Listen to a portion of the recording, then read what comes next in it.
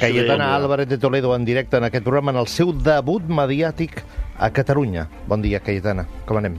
Muy buenos días. Solo un pequeño matiz, que no es mi debut mediático, es mi debut en la radio, y estoy muy contenta de estar aquí en la cadena SER, pero he estado en otros medios catalanes como Crónica Global o el propio ABC en Cataluña. Ya, pero son delegaciones de periódicos de ámbito español. Y la SER forma parte de un grupo español. Efectivamente, pero este es un canal netamente catalán, en catalán, y que efectivamente forma parte de la cadena SER, pero emite solo para Cataluña. Mientras que las otras son delegaciones, pero bueno, es igual, eso nos llevaría ahora a una disquisición, a un matiz. Yo entiendo perfectamente que usted quiera matizar, porque en definitiva, una de sus características es que matiza, y matiza muy bien. Vamos allá. Aquí, amb Josep Cuní. SER Catalunya, Barcelona. Mobles, mampares, plats de dutxa... Aquesta setmana en Brico Depot converteix el teu bany en un espai únic. Vine ara a la teva botiga i descobreix com fer-ho. Brico Depot, preus baixos tots els dies. En Jaume, la Roser, la Mercedes i així fins a 2.000 famílies gaudeixen dels serveis de Cuideo. Encara no els coneixes? Una cuidadora de confiança ajuda els seus pares amb el seu dia a dia. Cuideo s'ha encarregat de tot i ells guanyen en tranquil·litat. Cuideo.com, l'empresa líder a Catalunya de cuidadors i cuidadores a domicili per gent gran. Cuideo. Apunta cap a la fi del món, o fins on la teva imaginació et porti. Prefereixes perdre't o triar el teu camí? És igual el lloc que vagis, perquè amb el nou Suzuki S-Cross la destinació la tries tu. Des de 18.995 euros. Oferta vàlida fins al 31 de març. Consulta condicions a Clotet Motor, carretera Santa Creu de Calafell 54, Sant Boi de Llobregat. El proper 2 d'abril, el Getafe visita l'RCD Stadium per enfrontar-se a l'Espanyol de Barcelona. Vine a animar els nostres davant d'una de les sorpreses de la Lliga en una nit important per encarar l'últim tram de la temporada. Recorda, dimarts 2 d'abril, a 8:45 del vespre, Espanyol de Barcelona, Getafe, a l'RCD Stadium. Som-hi! ¿Y si me meto por ahí? ¿Podré? Vamos a intentarlo. Carretera, ciudad o camino de la aventura. Libera todo el potencial de la gama CB500F y X allá donde vayas. La diversión está asegurada. CB500X y CB500F. Disponibles en Honda Taulé, concesionario oficial Honda en Barcelona. Avinguda Diagonal 376. Honda Taulé marca la diferencia. Si busques la màxima valoració per a les teves peces d'or, un rellotge de marca o qualsevol joia, no en dubtis. Ensenya't Heritage. A Ensenya't Heritage t'ho comprem. Rambla Catalunya 88. Ensenyatheritage.com. Necessito un bon advocat i ho necessito ara. Hi ha algun gabinet que em pugui atendre avui mateix, sense cita prèvia? Grup Legal, el gabinet d'advocats especialitzat en tot tipus de problemes legals. Et resolen tots els dubtes a l'instant, sense cita prèvia, i la primera visita és gratuïta. Grup Legal, 93 466 8501. Ens adaptem a la seva forma de pagament. Gruplegal.com. No et perdis la passió segons Sant Joan de Bach amb l'orquestra Instruments of Time and Truth i el cor Oxford Concert of Voices dirigits pel mestre Edward Higginbottom. Dimarts 2 d'abril al Palau de la Música Catalana. Més informació i entrades a ibercamera.com.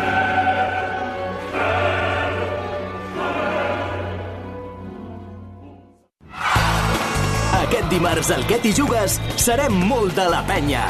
Per commemorar els 25 anys del títol de Copa d'Europa, farem el programa en directe des de l'Olímpic de Badalona amb els principals protagonistes d'aquella final històrica. Què t'hi jugues? Des de les 8 de la tarda amb Sique Rodríguez. Amb el suport de Movistar. SER Catalunya.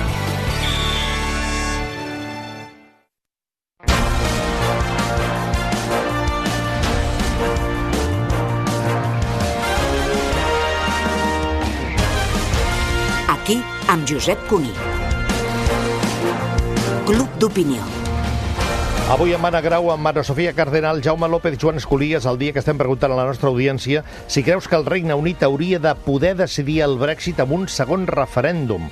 Això ho expliquem avui, que Westminster aquesta mitjanit li ha retirat a Theresa May el poder de decidir sobre el Brexit. És evident que ella té encara les seves potestats, però és Westminster qui a partir de demà votarà sortides possibles a l'atzucac en el qual el govern britànic i tota la seva ciutadania estan embolicats amb el Brexit. A Europa, la Unió Europea ja no espera res de bo i cada dia que passa es prepara, així ho fa també el govern de la Generalitat, ho fa el govern espanyol i tots els altres governs dels altres estats membres per al cas d'un Brexit dur. que recordem té 2 mesos de pròrroga, 2 aconseguits per Theresa May a la Unió Europea divendres passat. Mentrestant, però, el pessimisme s'apodera de la situació i la nostra audiència què pensa i, sobretot, què creu, Gisela? En un 85% es decanta a favor de la celebració d'aquest segon referèndum. Un 15% diu que no. Cayetana Álvarez de Toledo, ¿qué opinión le merece todo ese follón del Brexit? Pues francamente, desolación, inquietud, y a su vez lo veo como un síntoma de un proceso más amplio que está teniendo lugar en el conjunto de Europa y más allá de las fronteras europeas. Anoche estuve en Barcelona, en el Coliseum, en un espectáculo realmente sobrecogedor y muy impresionante que fue la obra, el monólogo Looking for Europe de Bernard-Henri Lévy, con la vuelta de Boadella a los escenarios de Cataluña después de 15 años. Y muy impresionante, una especie de alegato a favor de Europa, de la civilización, de los valores de la ilustración, de las lumières, de las luces, frente al auge del nacionalismo, a estas tendencias, digamos, reaccionarias que están buscando, digamos, la implosión o la destrucción del proyecto más importante de paz y de civilización que hemos sido capaces de acordar los europeos en siglos de difícil historia, ¿no? Y el Brexit encaja dentro de esa tendencia verdaderamente peligrosa de exaltación de lo sentimental, de exaltación de lo tribal, de exaltación de lo propio frente a la búsqueda de la vinculación, de la comunicación y de una apertura cosmopolita al mundo. Para mí especialmente es, bueno, no sé si más doloroso que para otros, pero lo he vivido muy de cerca porque tengo una infancia vinculada al Reino Unido. Viví en Inglaterra, en Londres, de pequeñita hasta los 7 años y luego fui a la universidad allí, la Universidad de Oxford, que es un sitio que tiene, en fin, muchas ventajas, evidentemente, en el esfuerzo académico, la excelencia que exige, pero sobre todo que enseña el espíritu crítico y la búsqueda de la razón siempre. Es decir, intentar racionalizar las cuestiones e intentar responder a los grandes asuntos de nuestro tiempo con un análisis crítico, mental y no visceral. Y todo este proceso es lo contrario. Es un proceso emocional que se impone a las razones para la unión, a las razones para la vinculación, a las razones comerciales, a las razones morales también para el vínculo. Y respecto a un segundo referéndum o una salida de este proceso, claro, es tan perverso lo que se ha promovido que en el fondo hay muy mala solución. Porque un segundo referéndum, que uno diría ojalá lo hubiera y que saliera rotundamente a favor de una permanencia dentro de la Unión Europea, lamentablemente los indicios apuntan a que esa gran mayoría proeuropea no se va a producir, con lo cual lo que tenemos es, como en casi todos los procesos de referéndum, y podemos hablar también de lo sucedido aquí en Cataluña, se produce una fractura de la sociedad. Una división profunda en la sociedad.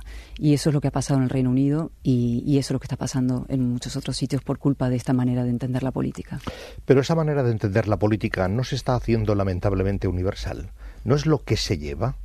¿Tender a lo tribal, a lo emocional por encima de lo racional? Lamentablemente es lo que se lleva, pero no porque se lleve es bueno. Es decir, hay momentos de la historia europea, y pienso en principios del siglo XX, donde ese tipo de política se llevaba mucho. Y el resultado fueron millones de muertos.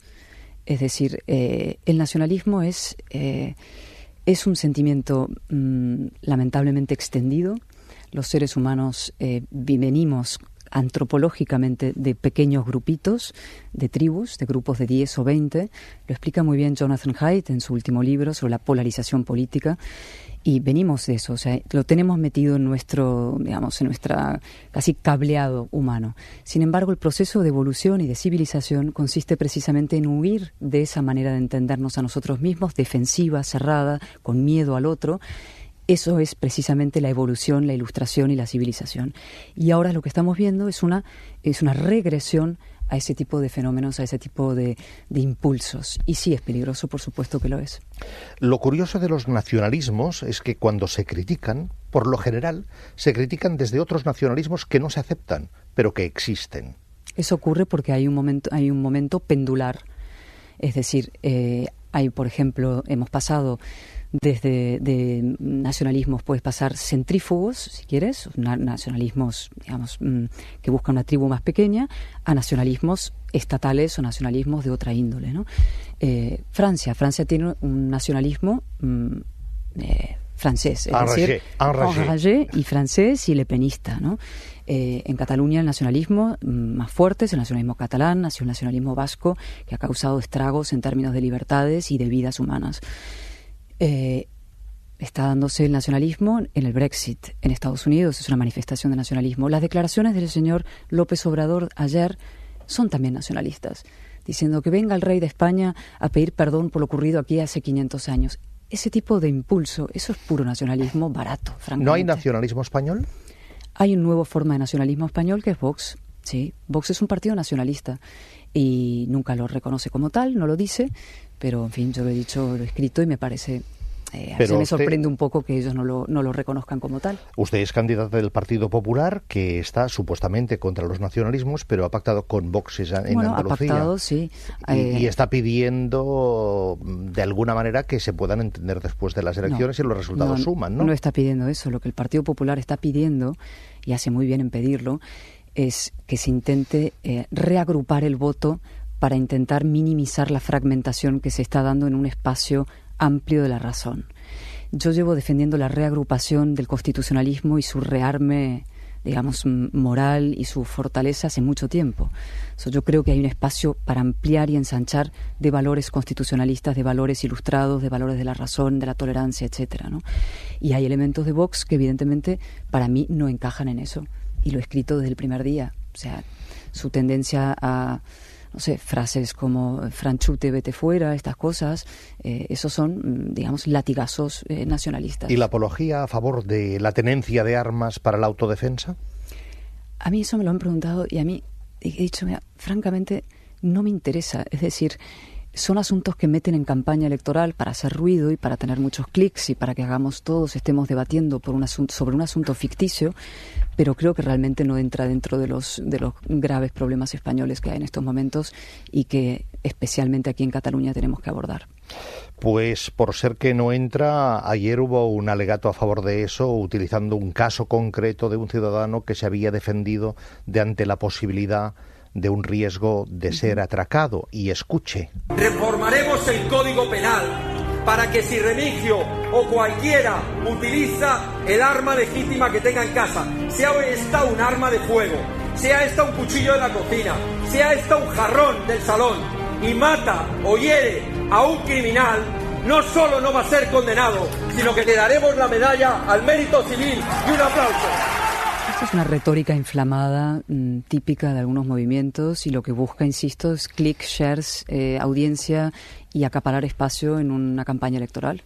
O sea, a mí ni me impresiona ni me interesa, se lo digo francamente. Pues esta inflamación, según la encuesta, por ejemplo, de ABC de ayer, le puede dar a Vox entre 24 y 27 diputados. Sí, como la inflación e inflamación nacionalista en Cataluña ha dado al nacionalismo durante mucho tiempo poder político y poder mediático. Y el nacionalismo es así, es lo que tiene, la inflamación de los sentimientos y la inflamación, digamos, de esa retórica, de la épica, de una especie de, no sé si misionera de alguna manera y mesiánica, no es buena, ¿no? No, hay que intentar, digamos, volver a la razón y volver a las bases que hacen posible, insisto, la convivencia, que de hecho están en el pacto del año 78. Hay una frase muy bonita de Torcuato Fernández Miranda, que era un personaje cerebral y muy inteligente y que es el guionista de la transición, como se le dice, y él decía, ¿cómo fue posible la reforma política, que es la ley más importante, que es la que lleva, digamos, de la dictadura a la democracia y que inaugura la democracia, la ley de la reforma política? Y dijo Torcuato, lo importante es dejar el corazón embridado y sujeto en su sitio. Es decir, si todos ponemos nuestros corazones sobre la mesa, nuestros sentimientos sobre la mesa, no va a haber manera de pactar un sistema de convivencia para todos. Y esto, por ejemplo, lo llevo ya al terreno concreto de los lazos amarillos, por ejemplo. Usted coloca desde todos los principales edificios públicos de Cataluña un lazo ideológico, un lazo que significa no tanto libertad de presos políticos, sino España es una dictadura y los que no creen en estas ideas que yo defiendo son ciudadanos de segunda. Eso es poner ya el corazón sobre la mesa. Es decir, yo no puedo pactar con usted. Tiene que haber una neutralidad del espacio público, tiene que haber un espacio común, racional fácticos sobre los cuales podamos operar y pactar, como se hizo la transición donde mucha gente se dio desde distintos puntos de vista y lo que tenemos que ser capaces también de recuperar. Pero en aquella transición todo el mundo, a pesar de que el corazón pudiera pedirle no pactar con, decidió imponer la razón y pactar con. No hubo límites de voluntad de pacto, más allá de lo que luego las propias evoluciones de las negociaciones comportaran. En cambio, usted acaba de decir, yo ya no puedo pactar con. Entonces, usted se pone límites. No, los que ponen su corazón sobre la mesa y lo imponen sobre los demás son los que no quieren un pacto de ninguna manera. Un señor que cuelga un lazo amarillo desde una institución pública que representa a todos y que está pagado por todos, no quiere pactar con esa mitad de Cataluña. No quiere. Lo que quiere es subyugarla, mantenerla arrinconada y que no opine. Esos son los lazos, son un símbolo de opresión de la otra mitad de Cataluña, que tiene derecho a su representación y es decir, a la neutralidad del espacio público. Yo pienso mucho en esa otra mitad de Cataluña que durante mucho tiempo no ha tenido suficiente reconocimiento, amparo, porque se dice que aquí en España, España 40 años, hemos sido maltratados en Cataluña, el nacionalismo. Eso es falso. El nacionalismo ha recibido de España y de sus gobiernos sucesivos un trato extraordinario en el sentido de convertirlo en el único interlocutor legítimo de Cataluña, como si no hubiera otra Cataluña, como si no hubiera una Cataluña constitucionalista. ¿Qué le diría usted entonces a aquel catalán que, sintiéndose cercano al Partido Popular durante los últimos años, le haya recriminado, sobre todo al gobierno de Mariano Rajoy, que le hubiera dejado casi abandonado? Que no les vamos a abandonar nunca más. ¿Pero admite que se les abandonó? Yo escribí el 9N, un tuit, siendo parte del PP, diciendo que me sentía desamparada por mi gobierno, porque se había permitido el 9N, pero todo el partido sabe lo que yo opino sobre esa etapa, y lo que no voy a hacer es flagelarme todo el día diciendo qué mal lo hemos hecho, qué errores cometimos. O sea, se cometieron errores, todo el mundo cometió errores, algunos mucho más graves que otros, debo decir, y podemos hablar del Partido Socialista largamente si quiere, pero desde luego lo que yo digo es empezamos una nueva etapa de compromiso constitucional, de compromiso con los catalanes constitucionalistas, de amparo, de protección, y no solamente de amparo y protección, sino que mi objetivo ahora aquí es ensanchar la base constitucional. A mí me dicen sus rivales Inés Arrimadas, etcétera, y digo no. O sea, yo vengo a ensanchar ese espacio constitucional. Ese es mi objetivo, que haya cada vez más catalanes comprometidos con los valores y los principios de una Constitución que tiene cosas que se pueden mejorar, pero que realmente fue la auténtica tercera vía española y fue lo que permitió la paz civil en España. ¿Qué le ofrece usted entonces a esos catalanes como para seducirles? Porque la mayoría están quemados. ¿Qué les ofrezco? Pues convicciones, coraje, capacidad de desafío, amparo, una fuerza, digamos, una convicción profunda de que los valores de la Ilustración, los valores de la verdad, insisto, del Estado democrático que nace en el año 78, merecen ser defendidos, son buenos, ellos tienen razón en lo que defienden, y lo que vamos a hacer, insisto, es plantar cara al nacionalismo como una ideología reaccionaria, insisto, tribalista, y que no respeta los derechos de toda la comunidad, que es obligación primera de cualquier formación política o cualquier postulado político. ¿Pretende usted ser Cayetana de Aragón? Me basta con ser Cayetana Álvarez de Toledo, se lo reconozco. Que no es poco, ¿no? Bueno, es lo que hay. Bueno, es lo que me ha tocado. Ha vuelto usted al Partido Popular porque ya no está Rajoy, y eso se le acaba de entender perfectamente. Bueno. Y ha vuelto usted como fichaje estrella. ¿Se siente fichaje estrella? No, lo que yo creo es que para el Partido Popular y para España, y sobre todo para España y por eso para el PP, es muy importante lo que hagamos en Cataluña. De ahí una cierta responsabilidad que tengo y que siento, porque tenemos una labor importantísima que hacer aquí. Importantísima. Sobre lo que le decía anteriormente de fortalecer y ampliar ese espacio constitucional. ¿Y no cree usted que la mejor manera de hacer esa labor, la que usted tiene encomendada, pero por otra parte usted se cree, es intentar suavizar el ambiente en lugar de encresparlo? Es que yo no crispo el ambiente. No. Quienes crispan profundamente... Hay algunas declaraciones suyas que dirían lo contrario, ¿no? ¿Usted cree? Bueno, yo si me las quiere poner, me las pone, pero yo no crispo el ambiente. Quienes realmente han crispado el ambiente... Le admito que el tono no es crispado, pero no son las formas lo que crispan. No, pero pueden ser también los fondos. Es muy importante esto. La persona o el Estado de Derecho que responde a una agresión no es quien crispa, es el que agrede el que crispa. Esto se hace mucho, ¿no? Entonces, yo te agredo profundamente y tú respondes de una manera legal siempre, dentro del ordenamiento racional, y el que crispa eres tú. O sea, yo te agredo y tú me crispas y respondes. Esa fórmula es que ya no cuela. Sí, pero ¿sabe qué muchos sucede? Años de eso. Que aquí puede haber tranquilamente y legítimamente dos personas que puedan sentirse agredidas en sentido contrario. Unos por unos y otros por los otros. Volvemos Entonces, a los ¿cómo sentimientos. desentumizamos eso? Volvemos a lo de los sentimientos. Todo el mundo tiene sus sentimientos y cada uno se siente de una manera o se siente de la otra. ¿Hay Vamos que respetarlos? a los hechos. ¿Hay que respetarlos? ¿Los sentimientos? Sí, pero no hacer política de los sentimientos. Es decir, no vamos a los sentimientos no legitiman cualquier política y no legitiman saltarse el ordenamiento constitucional y no legitiman organizar un referéndum ilegal y no legitiman romper una comunidad política en dos, no legitiman intentar convertir a vecinos en extranjeros. Los sentimientos no legitiman nada de eso. Un día el señor Montilla dijo, los tribunales no pueden juzgar sentimientos. Oiga, ¿qué dice usted? O sea, lo que usted está diciendo, el señor Montilla, es que aquí vivimos en la selva. Porque si un tribunal no puede juzgar sentimientos, los sentimientos afloran y van por la calle libres. Esto es la jungla. Porque ¿por qué su sentimiento es menos válido que el mío? O el mío más válido que el suyo. ¿Esto cómo lo ordenamos? Para eso existe la ley. La ley precisamente hace para protegernos a todos de nuestros sentimientos. ¿Cómo ordenamos que una población, cuando despide a sus guardias civiles enviados a Cataluña para el 1 de octubre, les despide con una por ellos? Bueno, claro, hay grupos que dicen a por ellos, como ha habido grupos, en fin, infinidad aquí en Cataluña, y yo lo he vivido no solo ahora. Yo en el año, 2000, yo estuve en el Partido Popular los años 2007, 2008.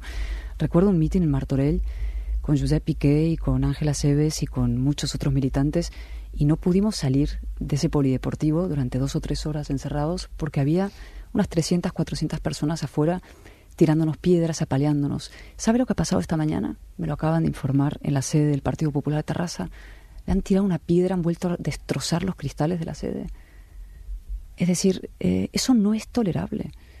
O sea, ¿cómo es posible que se tiren piedras a las sedes, que se escrache a personas que piensan diferente, que se agreda con profunda violencia a los que no piensan lo mismo que los que dominan el escenario público? Es que yo creo que nos hemos ido acostumbrando a cosas en Cataluña y en España que no deberíamos aceptar. Y creo que hace falta una profunda meditación y reflexión democrática por parte de los sectores que han ido alentando y jaleando este proceso. Y ojalá eso se produzca, no solamente por, digamos, la unidad constitucional española, sino por la pura mecánica de la democracia, por la pura convivencia en el barrio, en la vecindad. Vuelvo a la encuesta de ayer del diario ABC, porque de todas las encuestas no sé por qué deduzco que a usted quizá le parecerá la más ajustada, ¿no?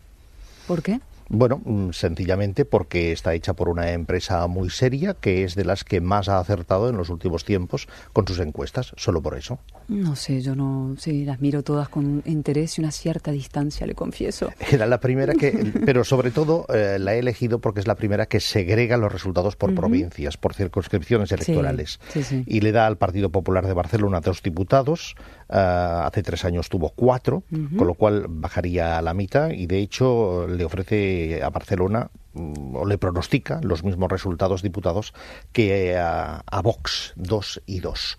¿Está el voto de la derecha diseminándose? ¿Este puede ser el problema de estas elecciones para ustedes? Primero le diré que me gustan los retos y los desafíos no grandes. Lo dudo. Con lo cual, no me preocupa que esa encuesta diga 2 escaños. Mi objetivo es sacar el máximo número que pueda. Para eso estoy trabajando y, de verdad, lo digo con lo que digo, que miro las encuestas con cierta distancia y escepticismo. Es cierto, además me ha pasado siempre, estando de este lado o estando del lado del otro lado del micrófono. Y respecto a la fragmentación del voto, eso es evidente. O sea, cuando hay,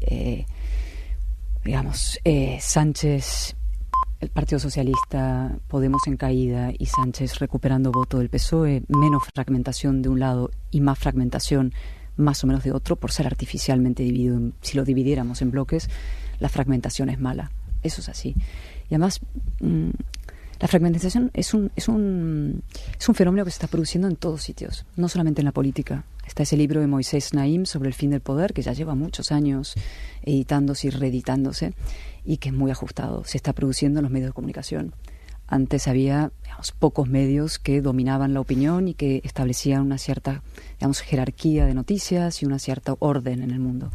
Eso ha implosionado, ¿no? Eso se ha fragmentado en miles de, no solamente periódicos digitales, sino que cada uno a través de su Twitter y se convierte en un agente mediático, ¿no? Y porque toda política, información se ha convertido en opinión permanente, ¿no? Completamente. Cada uno es un editorialista, cada tuitero es un editorialista, ¿no? Pero, y en la política ha pasado algo similar. También le digo que si tuviera que hacer un pronóstico, no le digo a 2 años, pero a más. A mí me gustaría que la reagrupación se produjera ahora. Yo he sido partidaria en una reagrupación con Ciudadanos clarísima, para ir al Senado, incluso para ir antes. O sea, yo soy partidaria en la reagrupación de un espacio de la razón. Pero yo cuando dijo eso me la imaginé a usted en medio del desierto porque no le contestó nadie. Ni los suyos ni los otros. Bueno, el desierto a veces es un sitio interesante, pero... para la introspección, por supuesto. No, pero no, a veces hay que decir las cosas. Eso es de sentido común. Yo creo que es algo que mucha gente entiende, que dice, es evidente que esta gente debería ir junta y de la mano a las elecciones. Y de hecho Pablo Casado le ofreció a Albert Rivera un acuerdo para ir al Senado. Con lo cual en mi desierto por lo menos éramos 2. Rivera no estaba, pero Casado sí. ¿Aceptaría usted hacer un debate en una cárcel, como pide Jordi Sánchez de las autoridades correspondientes, Junta Electoral y también instituciones penitenciarias que lo permiten porque hay antecedentes de hacer campaña en una cárcel? No, ¿Aceptaría usted ir a un debate con Jordi Sánchez y con todos los otros candidatos, si los otros quisieran, en una cárcel por la situación en la que está este candidato en concreto? ¿Qué le parecería que yo debatiera, no sé, con Bárcenas cuando estaba en la cárcel? ¿O con cualquier persona acusada por corrupción en la cárcel? ¿Por qué otorgamos a la política un plus que negamos a otras modalidades de delito? Porque de momento Sánchez está en cárcel preventiva y no hay sentencia. O una persona en presunción de inocencia, pero en cárcel preventiva. ¿Por qué? ¿Por qué damos a la política un plus? ¿Por qué los políticos son mejores, tienen una especie de protección o son mejores presuntos inocentes o presos preventivos? ¿Por qué son mejores presos preventivos que personas acusadas de corrupción, violación, o cualquier otro crimen? No lo acabo de entender. No se trata de ser mejores en la pregunta que le formulaba, sino sencillamente de no establecer diferencias, como a veces desde la política se establecen, cuando se acusa a un contrario rival de otra formación política y parece que se le anula la presunción constitucional de inocencia, mientras que al de las propias filas por corrupción se le exige, o se exige en general, que se mantenga la presunción de inocencia hasta que no esté condenado. La presunción de inocencia es fundamental siempre, y el gran problema que hemos tenido en estos años españoles duros y de crisis es que a veces esa presunción de inocencia nos la hemos, saltado a la torera. Ahora también, a mí me hace mucha gracia cuando escucho a algunos socialistas pedir indultos para los presos como si ya estuvieran condenados. Ellos sí que se saltan la presunción de inocencia de alguno de los presos del proceso. Pero eso no es tan ridículo, si me permite, como decir que no debe haber indulto para alguien que no ha estado ni tan siquiera juzgado, como cuando se empezó a hablar de los indultos. Es una de las cosas que me tiene más, como periodista, más perplejo, ¿no? Sí, pero es que los que han empezado a hablar de indultos fue el señor Iceta, la señora Cunillera, los señores... O sea, no, es que ¿por qué? ¿Por qué se empieza a hablar ya de indultos? ¿Cuál es la necesidad? Y ahí vamos al fondo del asunto, creo, me parece. La necesidad debe ser buscar soluciones. Y las soluciones pasan por los indultos y por el blanqueo del delito que se comete. Las soluciones no deberían... Eso. ¿Por qué la solución siempre pasa por una, un acotamiento, una restricción del Estado de Derecho? La solución tendría que ser a través del Estado de Derecho, a través del Estado de Derecho en su plena expresión. No hay ningún problema. Rebobinemos. Sí. ¿Admite usted que estamos ante un problema político? No como lo entiende el nacionalismo o como lo dice el Partido Socialista, que es cuando dicen aquí hay un problema político, lo que quieren decir es aquí hace falta una solución política que pase por sesiones políticas. Yo creo que lo que aquí tenemos es un problema grave del nacionalismo. O sea, el nacionalismo se presenta como solución cuando es el problema. El nacionalismo, insisto, como decía antes, es una ideología que hay que combatir porque es profundamente contraria a 3 o 4 valores muy importantes para la convivencia, que es, por ejemplo, el valor del individuo por encima del de una causa mayor, llámese en este caso patria, nación o lo que fuera, ¿no? Y eso es muy importante entenderlo. Yo creo que hay que dar una batalla política en el sentido de ideológica y explicar estas cosas y decirle, yo lo decía la otra noche, ¿no? Hay mucha gente me dice, no, es que aquí hay 1,5 millones, 2 millones que siguen votando esto, ¿no? Y yo digo, sí, pero el hecho que haya un número elevado de personas que piensan estas cosas no hace que esas cosas sean buenas.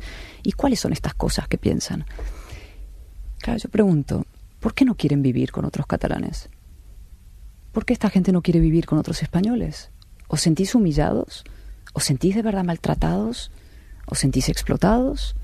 ¿Sentís que el catalán no tiene una proyección suficiente en Cataluña o más allá? No.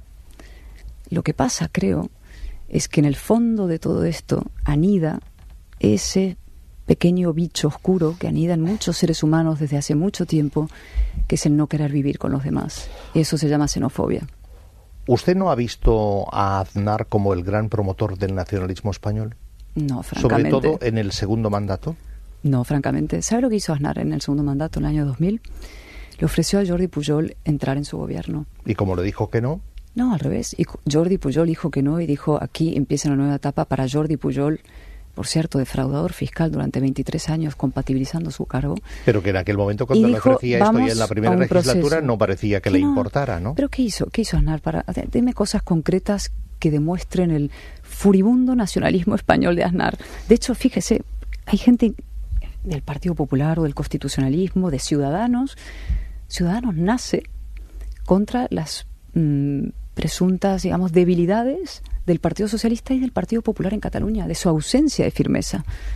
O sea, si Aznar hubiera sido ese monstruo nacionalista que al nacionalismo le interesa pintar, pues probablemente eso no hubiera ocurrido, ¿no? Aznar pactó con Pujol, Aznar pactó cantidad de veces con Pujol. Hay una anécdota muy bonita del año 96, que si me da un minuto se lo cuento. En el año 96, Aznar, recién llegado al poder, pacta con Jordi Pujol un sistema de financiación autonómico, uno más. Y Pujol estaba tan contento con ese sistema que se paseó por muchos sitios de España jactándose y contando, hemos pactado este magnífico plan de financiación autonómica con el señor Aznar. Y entonces fue recibido en el pueblo de Lepe, territorio socialista. El señor Chávez no estaba muy contento con ese plan porque no beneficiaba a Andalucía tanto como beneficiaba a Cataluña.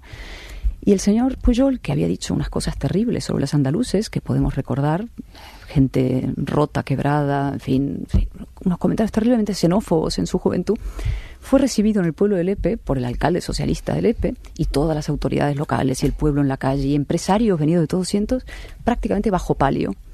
Le organizaron un gran almuerzo, le dieron las llaves de la ciudad y salió el alcalde socialista contándolo, sale en un periódico local y en el ABC de la época. Decía el alcalde socialista, ay, nos hace tanta ilusión que haya llegado este hombre que se nota su importancia y su personalidad arrolladora, este es uno de los grandes referentes. O sea, el pujolismo, Pujol, el nacionalismo catalán, ha gozado en España de una hiperlegitimidad que no se merecía. Vamos a acabar agradeciéndole su gentileza, por cierto. Se entiende que un diputado, una vez ha sido elegido, va a defender en el Congreso, en el Senado, ahí donde realmente tenga representación, los intereses de la circunscripción por la que ha sido elegido. Y ateniendo este principio de todos los habitantes de aquella circunscripción. Uh-huh.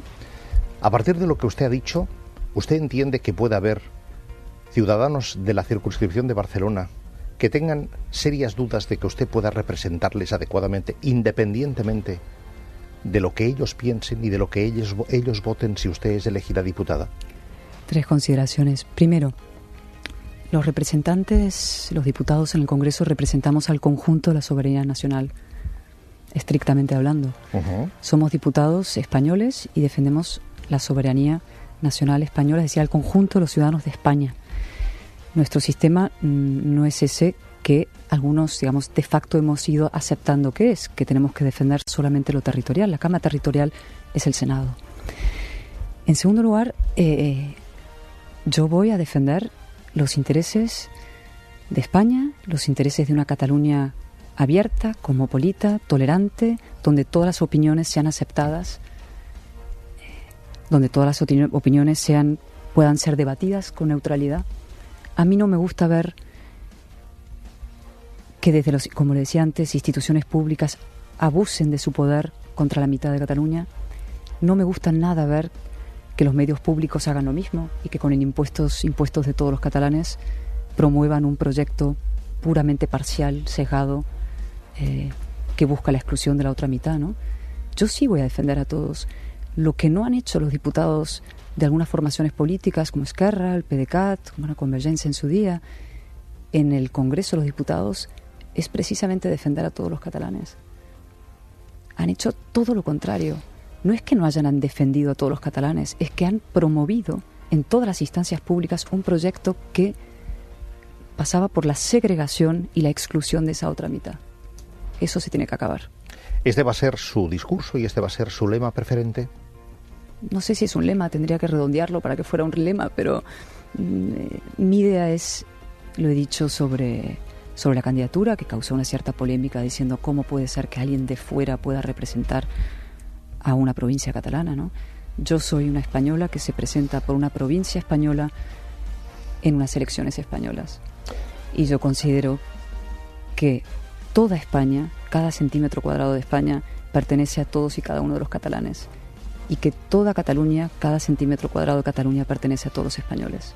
¿Se ha sentido ofendida cuando alguien le ha comentado por su extrañeza acerca de que usted no viva en Barcelona y venga a representar a un Partido Popular por Barcelona? Porque evidentemente eso, de manera, me atrevo a decir o a calificar de lamentable, está sucediendo en casi todas las circunscripciones y por parte de todos los partidos políticos. O sea, esto ya desde un punto de vista informativo ya no es noticia.